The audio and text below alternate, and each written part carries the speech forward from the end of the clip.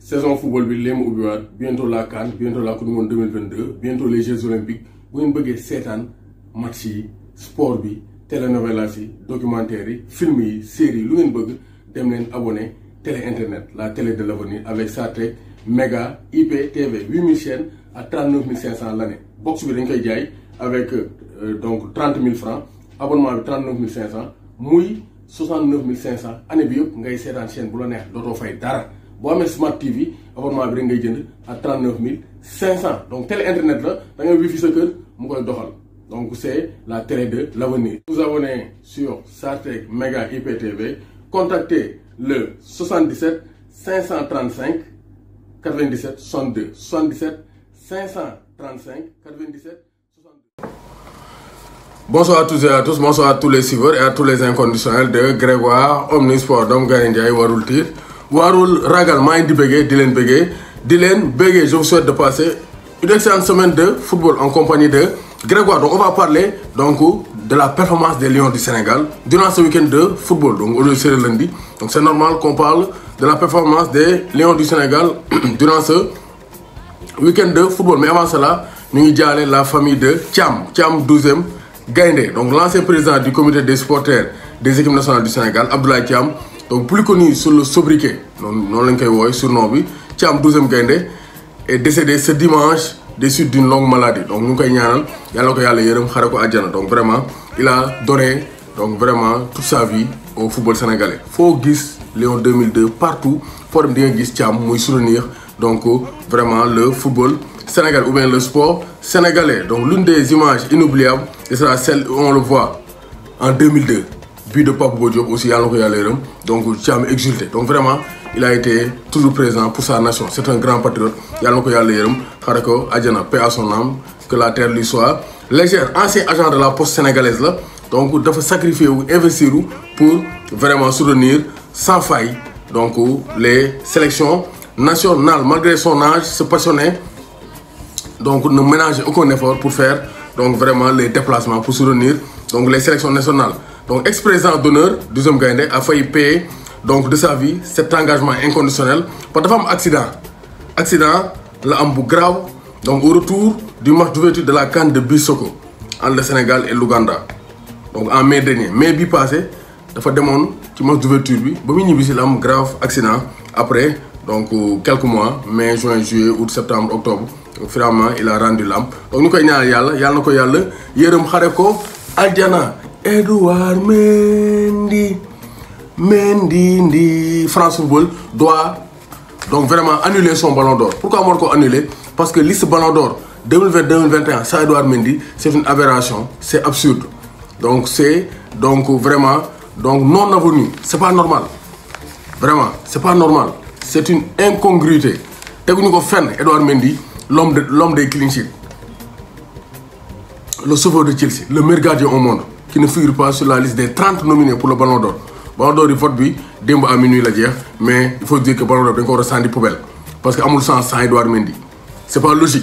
21e clean sheet de Mendy en Premier League. Mané et les Reds atomisent Manchester United. Donc loolu moo nekkoon les grandes nouvelles du côté de l'Angleterre. Ismaïla Sarr joué na ak Everton face à Everton Watford, mais il n'a pas brillé. Joshua King a été le king du Goodison Park, le roi Joshua King, l'international norvégien. Il a réalisé un triplé.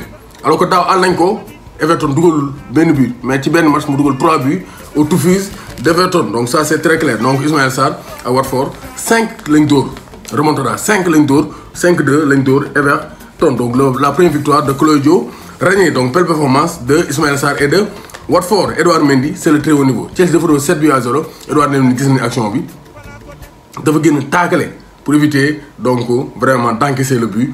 Donc d'encaisser un but face à Norwich et Timo Pukki. Donc c'est le très haut niveau. Edouard Mendy 21e clean sheet. Qui fait mieux? Il n'y a pas mieux qu'Edouard Mendy. Amul morom benn la fi mooy Gloria. Donc pendant ce temps-là, après le dimanche, il y avait le derby d'Angleterre, mais il n'y avait pas de derby parce que Liverpool était trop fort pour donc man sans Sadio Mané gars yi ngi pestiféré nag Sénégalais yi club de Sadio Mané. Donc Sadio Mané dañuy sacrifier Liverpool dañuy sacrifier Sadio Mané, il doit pas être sur le banc, mais il faut qu'on soit sincère. C'est-à-dire nous on aime Sadio Mané, yàgg nañ ko yuuxu Sadio Mané sunu fierté la. mais nit aussi boo faree moom da nga koy wax dëgg Sadio Mané il doit augmenter son efficacité parce que actuellement Liverpool Salah mu ngi benn niveau Firmino il revient à son meilleur niveau actuellement Firmino il est performant keneen ki Diogo Jota il est performant 1 but 1 passe décisive kooku mënoo blâmer Klopp ci li mu teg Sadio Mané ban fa l'Atlético Sadio Mané doxul même s'il marque des buts il a marqué 100 buts en Premier League mais il doit hausser son niveau parce que Liverpool attaque bi ñoom ñeent ñoom ils sont talentueux donc Sadio Mané dafa war a yéegal niveau bi wàññi raté bi devenir beaucoup plus létal devant le but occasion bu mu am mën na ko cabax ci camp yi coppet ne ko ci pëy mu sagaar xëy lu neex coow li jeex mais Sadio Mané aussi il doit élever le niveau wàññi raté yi ku seetaan match Sénégal Navim bi surtout bi ñu joué fii Stade Lat Dior Sadio a raté beaucoup d'occasions te loolu bu koy def Liverpool Diogo Jota dugg di def différence Firmino ñëw à son meilleur niveau bu yàggee day dem ci banc bi donc du tegle 3 matchs wala 2 matchs di dem ci banc bi mais Klopp aussi il a un Diogo Jota qui monte en puissance donc Sadio Mané ne élever niveau bi ba wan Klopp ne je suis indépendant dootuma dem dans les grands rendez-vous loolu jeex na tàkk mais on ne peut pas blâmer Klopp de mettre Sadio Mané sur le banc loolu moom ça c'est très clair donc Cheikh Kouyaté sur le banc il joue plus inquiétude pour Aliou Cissé Kouyaté maintenant il est remplaçant voilà Kouyaté il est remplaçant en Angleterre donc Angleterre actuellement Ismaïla Sarr gagné na Edouard Mendy c'est le top niveau Sadio Mané dugg na remplaçant il a participé donc à la victoire donc de Liverpool 5-0 actuellement réunion am na tey on va voir l'avenir de Solskjaer ay Gary Neville ancien potam yi aman so ñu koy jéem a dimbali mais Solskjaer ñëpp xam nañu amul niveau Solskjaer ne peut pas gérer Manchester United il n'a qu'à quitter keneen ñëw gérer football au niveau amul caaxaan donc gis nañ ne aussi donc fële ca France 3e clean sheet d'affilée pour Gomis actuellement ak Rennes ils sont en pleine forme Sénégal moom jooyu ñu góol Seny Dieng mu ngi toj coup de pied ak Rangers Edouard Mendy kenn waxatu ko Alfred Gomis c'est le haut niveau donc suñu ginnaaw ba nag du côté des gardiens de but donc faire série pour Koulibaly et le Napoli premier coup d'arrêt pour le Napoli avec 8 victoires d'affilée depuis championnat commencé gars yi dañuy gagner mais donc Roma moo leen freiné 0 but partout donc malgré ce nul le capitaine des Lions donc ñoo nekk leader de la Serie A avec 25 points donc ñoo à égalité avec le Milan AC de Ballo-Touré Touré Mani Mori sama waa ji laay waxal ni ko Omar Pène waaye donc vraiment Ballo-Touré exceptionnel c'est pourquoi on parle de compétitivité Ballo-Touré performance yi Ballo-Touré def face donc à Bologne vraiment ce sont des performances dignes d'un très grand latéral pourquoi mu def ko parce que actuellement day enchaîner ay matchs il a de la confiance moo tax on parle de temps de jeu de compétitivité jour buy jouer day am confiance il prend de la confiance et il s'adresse gisoo centre yi muy def contrôle yu baax lay def et il est dur sur l'homme donc vraiment Ballo-Touré exceptionnel loolu lañ soxla ci moom donc Saliou Ciss boo tëddee bul nelaw parce que Ballo-Touré actuellement il joue le très haut niveau avec le Milan AC donc bul tëdd nelaw ne maay titulaire parce que Ballo-Touré il est donc performant donc rien à dire il a participé à la victoire milanaise c'était difficile avec 2 cartons rouges pour donc Bologne sur Soriano mu naroon yàq cheville Ballo-Touré bi heureusement donc Ballo-Touré ne s'est pas blessé donc une belle victoire du Milan donc pour une belle performance de Ballo-Touré vraiment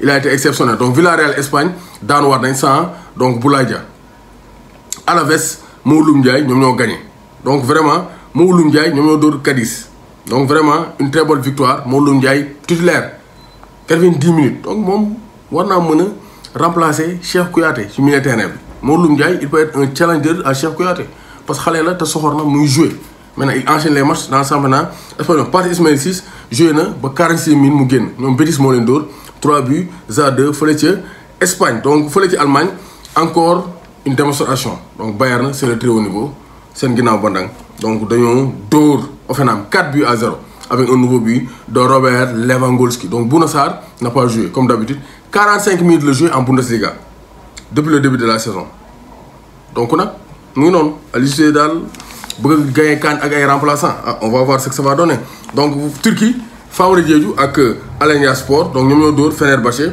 avec donc Famara Diédhiou buteur Famara Diédhiou il a marqué donc non il n'a pas été en réussite donc il n'a pas marqué donc dernier week-end bi la dugal donc il n'a pas marqué durant ce week-end Mame Birame Diouf ak donc Hatayspor donc dañoo nul 1 but partout Khadim Joher Rassoul a fait match nul contre Sivasspor aussi 1 but partout même score pour Gaziantep de Papi Djilabodji donc et Giresunspor de Mamadou Diarra Souleymane Doukara Ibrahima Baldé et Younous Sankharé donc boobu Giresunspor bokk na ci club yi ëpp ay sénégalais fële ca Turquie, donc ça c'est très clair. Donc Ligue 2 sénégalaise, Moussa Koné, 3e but. Donc, à mon avis, il y a des difficultés début de saison, mais il a repris le chemin des filets. Moussa Koné, il connaît bien donc, le chemin des filets. Donc, Pape Cissé remporte le choc face à PAOK Salonique. Donc, Félix Grèce, Pape Cissé titulaire, nous avons donc dominé le championnat. Le champion de 2019, PAOK Salonique, 2 buts à 1. Donc, Pape Badou Ndiaye avec Alice Salonique. Donc, nous aussi, nous avons 5 à 1. Pendant Tolikos Lenkodor, avec un but de Pape Badou Ndiaye. Donc vraiment, Pape Badou Ndiaye, il reprend de la forme. Moi, il graisse comme Pape Abou Cissé. Donc, vous ne voyez pas Pape Abou Cissé, Pape Badou Ndiaye, c'est un cadre du milieu terrain sénégalais. Donc, je ne comprends pas pourquoi Alice Diko s'appelle actuellement. Moi, il joue à Grèce. Au même titre que Pape Abou Cissé ou Sénéba. Donc, vous ne voyez pas Abou Cissé, on a un Pape Badou Ndiaye. Pape Badou Ndiaye, il est niveau, il est niveau. Donc, il peut toujours tenir sa place. Donc, Pape Djibril Diaw, buteur, donc, est vainqueur de la Coupe nationale Fletcher Lituanie. Donc, avec le FK Zalgiris. Donc, non le demain. Donc, Fletcher France, la performance des Sénégalais. Donc, Abdou Diallo ne joue pas, inquiétude encore. Abdou Diallo, défenseur central du Sénégal, titulaire du Sénégal, mais il ne joue plus. Barré pour Nuno Mendes. Moi aussi, il ne joue plus. Mais Gana Gueye Dougouna remplaçant, place Verratti, il a participé au match nul. Pape Gueye aussi Dougouna remplaçant, les deux Gueye. Boko Kamara était titulaire. Je pense que Bamba Dieng est remplaçant aussi. Les Sénégalais donc, étaient de la partie lors du match nul entre PSG et l'Olympique de Marseille. Match que pouvait gagner donc normalement l'Olympique de Marseille parce que surtout avec le carton rouge, il devait vraiment s'imposer. Donc ça c'est très clair. Donc les Sénégalais, ils sont performants globalement sur la scène européenne et on espère que ça va continuer. Mais on veut des joueurs compétitifs qui marquent des buts et qui dominent leur championnat pour venir en donc CAN, nous sommes en forme pour remporter la CAN. Parce que le mot d'ordre c'est gagner la CAN. Parce que coupe le New Bug Sénégal coupe le New Bug.